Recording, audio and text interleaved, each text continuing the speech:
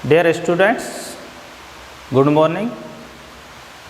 Class 10th के लिए science topic Rangi public senior secondary school Tegariya से मैं हरिचरण कसाना। कल पाचन तंत्र की संरचना समझाई थी, तो उसमें आगे पाचन तंत्र की प्रक्रिया देखते हैं।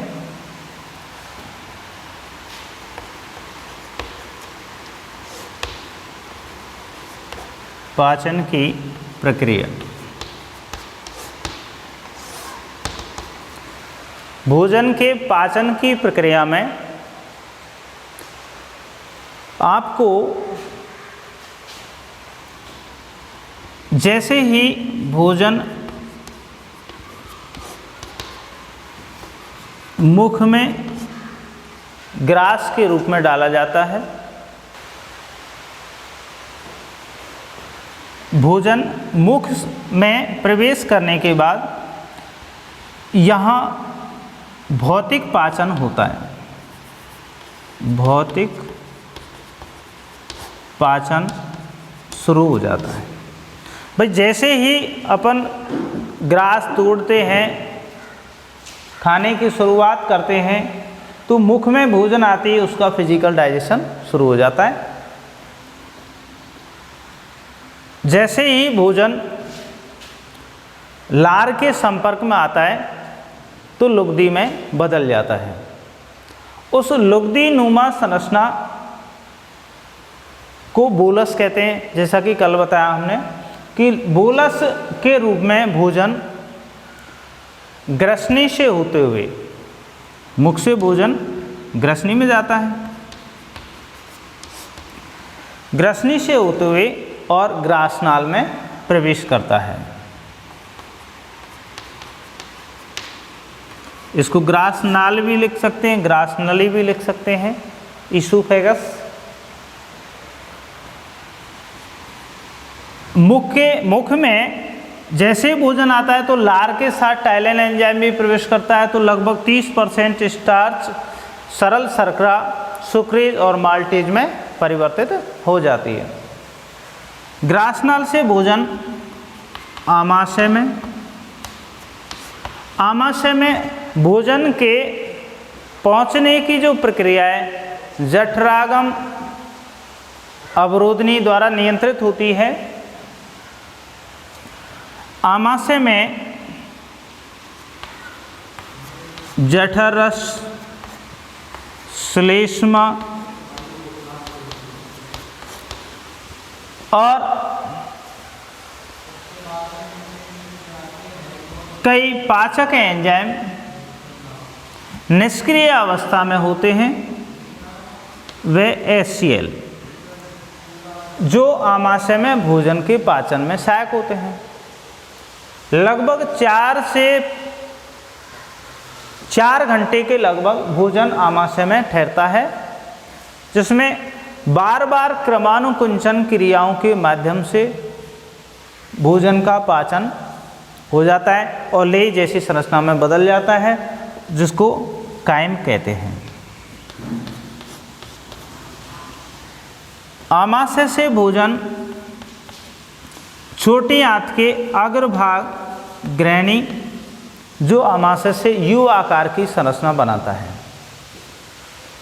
ग्रहणी में के अग्रभाग पर पित्ताशय से स्रवित पितरस,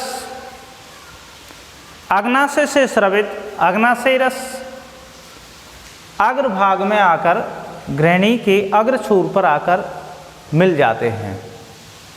कायम के साथ ग्रहणी में भोजन का पूर्ण पाचन हो जाता है, अर्थात इसको हम कह सकते हैं कि छोटी आंत के अग्रभाग में भोजन का पूर्ण पाचन हो जाता है। भोजन के पाचन के लिए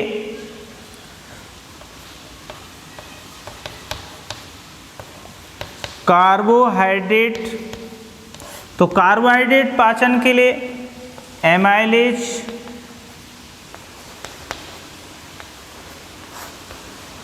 सुक्रेज, माल्टेज एंजाइम काम में आते हैं। वसा पाचन हेतु लाइपेज और पित्तरस वसाओं के पायसीकरण में सहायक होता है।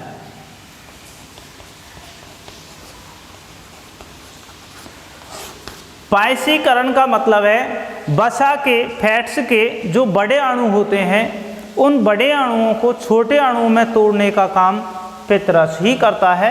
इस प्रक्रिया को पायसीकरण कहते हैं। प्रोटीन पाचन हेतु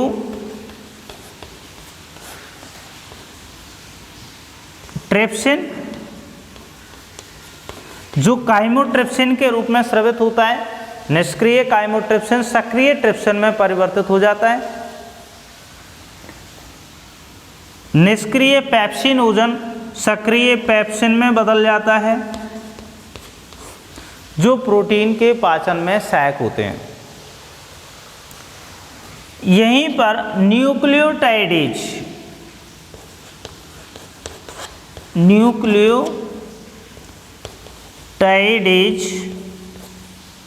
जो भोजन में आए न्यूक्लिक अम्ल आरएनए डीएनए के पाचन में सहायक होते हैं। संपूर्ण भोजन के संपूर्ण पाचन के बाद अब भोजन ग्रहणी के पश्च छोर की ओर अग्र क्षुद्रांत की ओर गमन करता है, जहाँ पर रसांकुर आंत की भीतरी भित्ति में रसांकुर उपस्थित होते हैं। वो रसांकुर पचित भोज्य पोषक पदार्थों को अवशोषित करके आहार नाल के ऊपर बारीक रक्त केशिकाओं में अर्थात रक्त में डाल देते हैं। तो ग्रहणी के बाद भोजन अग्र क्षुद्रांत,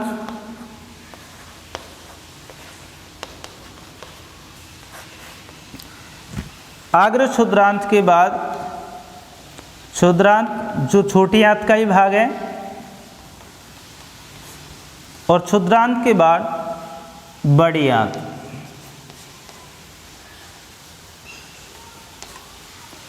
बड़ी आंत में पाचन नहीं होता है और अतिरिक्त जल की जो मात्रा है वो अवशोषित हो जाती है, और बड़ी आंत के बाद जो ठोस मल है वो मलाशय में एकत्रित हो जाता है और ये पाचन की प्रक्रिया पूर्ण हो जाती है। मलाशय में तंत्रिकीय नियंत्रण द्वारा उस ठोस मल को शरीर से बाहर वेस्टेज प्रोडक्ट के रूप में त्याग दिया जाता है। तो ये आपके भोजन के पाचन की प्रक्रिया हुई। अब इसके बाद जस्ट इससे रिलेटेड जो टॉपिक है भोजन के पाचन के बाद श्वसन की प्रक्रिया। भोजन पाचन के बाद पाचक रस रक्त के बाद कोशिकाओं में पहुंचते हैं और कोशिकाओं में पचित भोजन का कोशिका द्रव में व माइटोकॉन्ड्रिया में श्वसन प्रक्रिया द्वारा ऊर्जा प्राप्ति की प्रक्रिया होती है।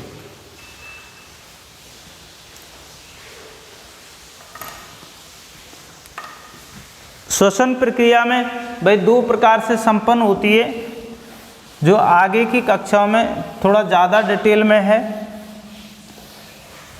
भाई ग्लाइकोलाइसिस प्रक्रिया कोशिका द्रव में संपन्न होती है। क्रेब्स चक्र की प्रक्रिया माइटोकॉन्ड्रिया की भित्ति में संपन्न होती है। कक्षा 10th के सिलेबस में श्वसन के संदर्भ में संक्षिप्त जानकारी है।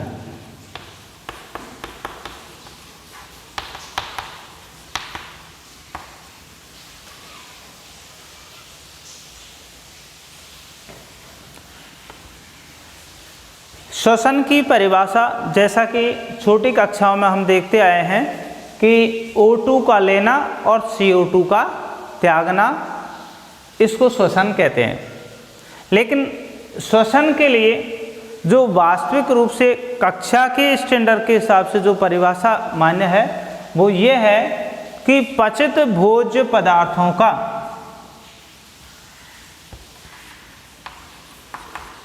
पचित भोज्य पदार्थों का O2 की उपस्थिति में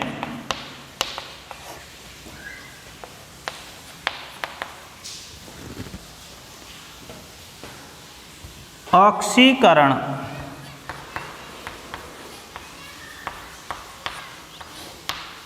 O2 की उपस्थिति में ऑक्सीकरण होता है, जिससे CO2 उत्पाद के रूप में प्राप्त होती है।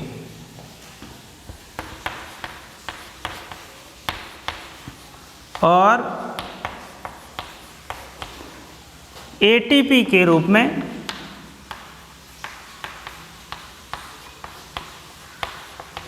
में ऊर्जा प्राप्त होती है। ऊर्जा प्राप्त होती है। इस क्रिया को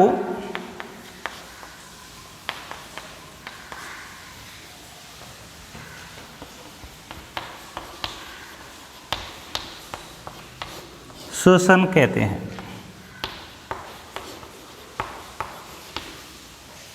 पचित भोज्य पदार्थों का O2 की उपस्थिति में ऑक्सीकरण होता है, जिससे CO2 उत्पाद के रूप में प्राप्त होती है और ATP के रूप में ऊर्जा प्राप्त होती है। इस क्रिया को श्वसन कहते हैं। श्वसन में रक्त के साथ ऑक्सीजन फेफड़ों से और कोशिकाओं तक पहुंचती है और कोशिकाओं में जाके पचित भोजन का ऑक्सीकरण होता है। इसको हम एक आरेखीय चित्र के माध्यम से देखते हैं।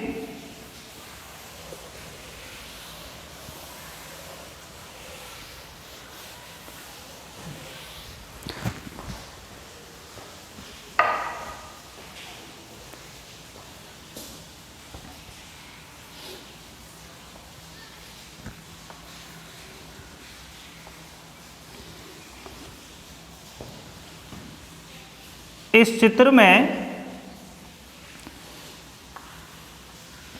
फेफड़े और हृदय की संरचना को दूर दूर दिखाया गया है, लेकिन वास्तविक रूप से ऐसा कुछ नहीं है। ये दोनों ही अंग वक्ष गुहा में एक दूसरे के बहुत ही नज़दीक स्थित होते हैं।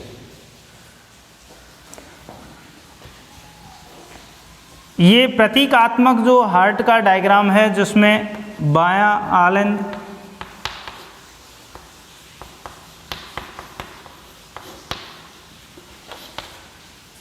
दायां आलिंद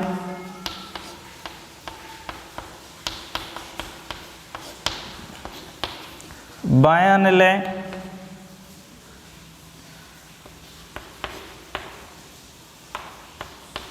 बायां निलय दायां निलय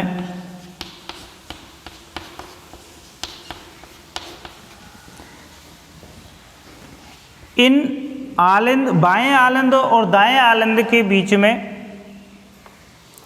एक पट होता है, इसे आंतर आलिंद पट कहते हैं।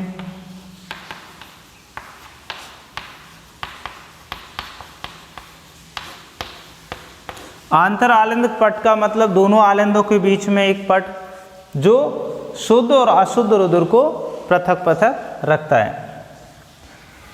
बाएं आलिंद व बाएं निलय के मध्य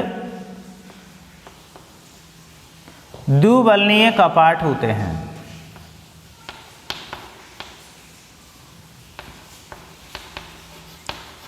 द्विबलनीय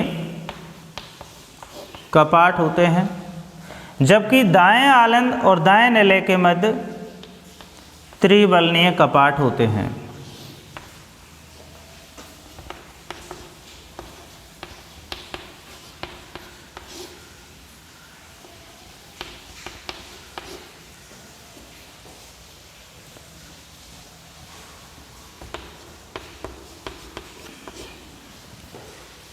हम श्वसन प्रक्रिया को इस आरेखीय चित्र के माध्यम से देखते हैं।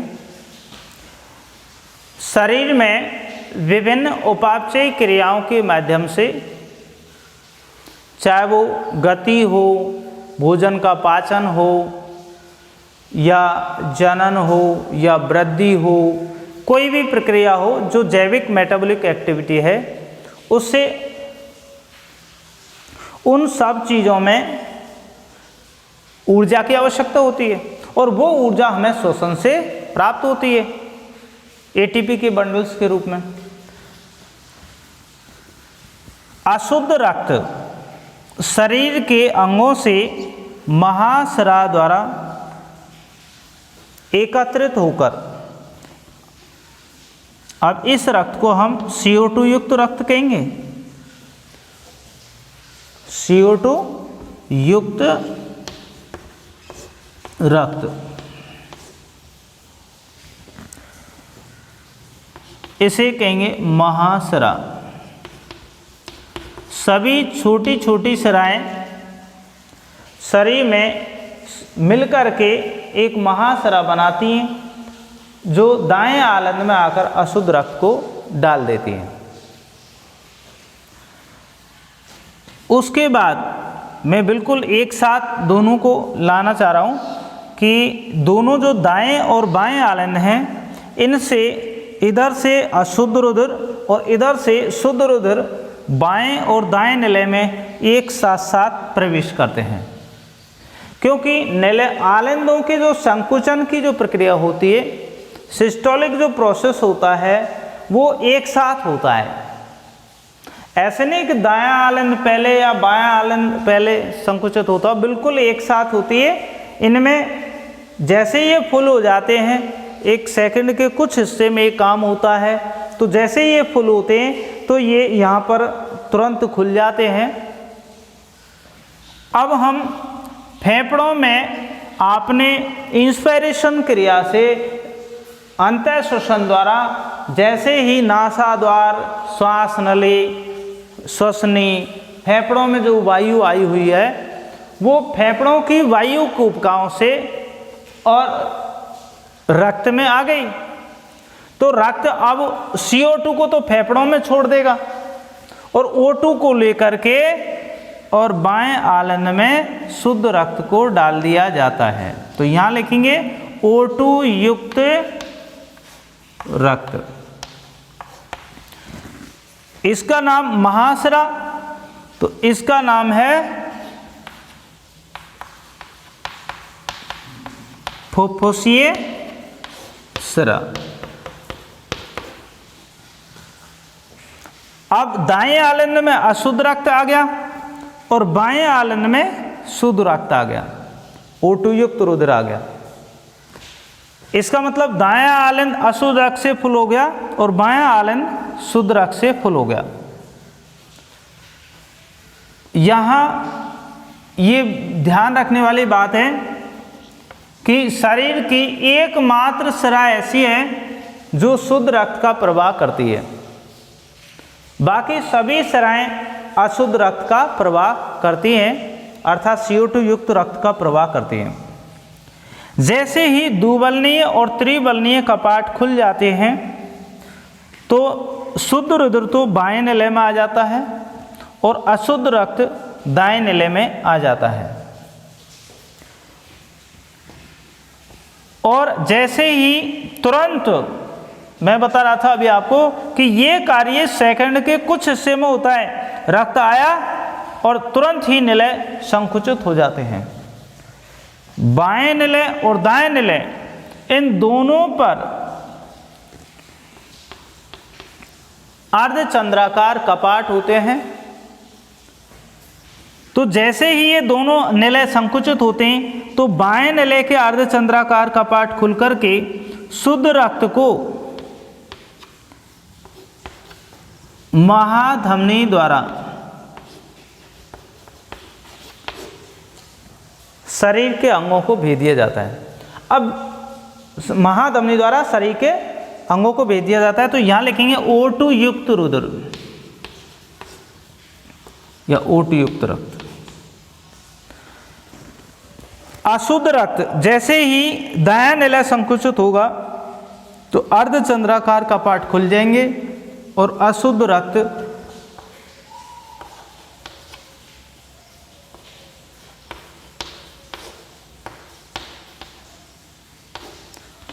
फुफ्फुसीय धमनी की सहायता से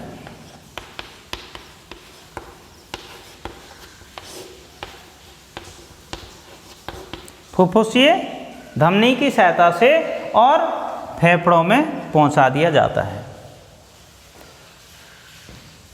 बिल्कुल सिस्टेमेटिक। अशुद्ध रक्त महासरा द्वारा दायां आलंद में लाया गया, शुद्ध रक्त O2 युक्त रक्त फुफ्फुसीय सरा द्वारा बाएं आलंद में लाया गया, दोनों आलंद एक साथ संकुचित हुए, इधर से बाएं आलंद से द्विबलनीय कपाट, दाएं आलंद से त्रिबलनीय कपाट खुले, शुद्ध और अशुद्ध रक्त एक साथ आया, आने के बाद तुरंत संकुचित हुए, सिस्टोलिक हुए, अशुद्ध रक्त फुफ्फुसीय धमनी द्वारा फेफड़ों में पहुंचा दिया गया और शुद्ध रक्त महाधमनी द्वारा O2 युक्त रक्त शरीर के अंगों को भेज दिया गया। ये प्रक्रिया अब इन दोनों प्रोसेस, अर्थात इसमें हमारे हृदय में 2 बार रक्त प्रवेश कर रहा है।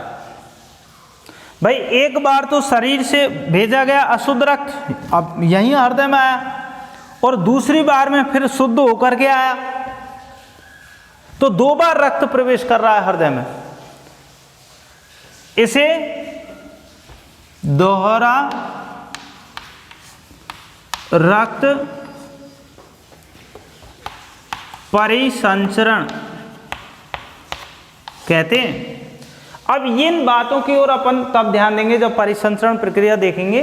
फिलहाल हम ये देखते हैं कि ऑक्सीजन किस प्रकार से फेफड़ों से ऑक्सीजन रक्त के साथ मिलकर के और हमारे शरीर में पहुंचती है, और किस प्रकार से अशुद्ध रुधिर हृदय से और फेफड़ों में पहुंचता है और ऑक्सीजन लेके पुनः हृदय में आ जाता है। फिर नेक्स्ट डे में अपन श्वसन तंत्र का नामांकित चित्र, उसकी संरचना देखते हैं। ओके।